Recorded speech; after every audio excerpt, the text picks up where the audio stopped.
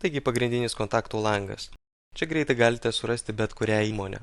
Tai padaryti galite keliais būdais. Paprasčiausias - tai tiesiog paieškos lauke veskite ieškomos įmonės pavadinimo fragmentą ir čia galite vesti su lietuvybėm arba be jų ir tiesiog pasirinkti įmonę. Taip pat galite spausti ant mygtuko paieška ir ieškoti įmonę nebūtinai pagal įmonės pavadinimą, bet pavyzdžiui pagal kontaktinį lauką. Ir programa suranda visas įmonės, kurios atitinka užklausą. Spaudžia 2 kartus ir galite matyti tos įmonės duomenys. Visus darbus, kurie yra suplanuoti, visus atliktus darbus, paruoštus pasiūlymus ar pasirašytas sutartis. Taip pat, jeigu duomenų yra labai daug, kaip šiuo atveju atliktų darbų, jūs galite detalizuoti, ką norite matyti, pavyzdžiui, tik tai mano atliktus darbus, arba visų žmonių, kurie dirbo su šia įmonė atliktus darbus. Tokiu būdu būtų suvestos visos įmonės, tiek potencialūs klientai, tiek esami klientai, tiekėjai ar net konkurentai. Taip pat tokiu būdu būtų įvesta ir jūsų įmonė, kuris galėtumėt planuotis visus vidinius įmonės darbus, tokius kaip susirinkimus ar ataskaitų ruošimus. Visi šie duomenys gali būti importuoti iš Excelio arba gali būti įvesti rankiniu būdu, tiesiog spaudžiant naujas kontaktas, įvedami įmonės pavadinimą, užpildome kitus laukus, jei kažkurie laukai yra patamsinti, tai reiškia, kad jie yra privalomi ir mes juos privalome įvesti.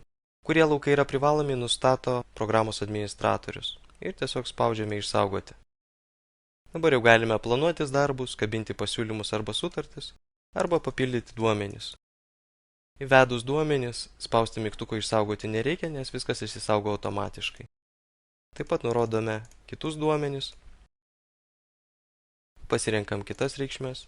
Jei reikšmių trūksta, mes galim spausti dešinį pelės klavišą, redaguoti ir įvesti reikiamą reikšmę. Jei kažkuris laukas buvo pakoreguotas, mes visada galim spausti dešinį pelės klavišą, spausti istoriją ir matyti, kada, kas ir kokią reikšmę įvedė. Lygiai taip pat yra koreguojama ir papildoma informacija. Visi duomenys išsisaugo automatiškai. Taip pat čia galime matyti, kas sukūrė įrašą ir kas paskutinis keitė jame duomenys. Dabar galime ištrinti šią įmonę. Tai padaryti galim spausdami mygtuką trinti. Ištrinti įmonę galima taip pat keliais būdais. Jei prieš tai buvo įvesta planuojamų darbų ar atliktų darbų, juos mes galime perkelti į kitą įmonę. Tiesiog nurodom, į kurią įmonę norėtume perkelti. Arba galime trinti absoliučiai visus duomenys. Žinoma, įmonę ištrinti gali tik tas, kas turi tokią teisę.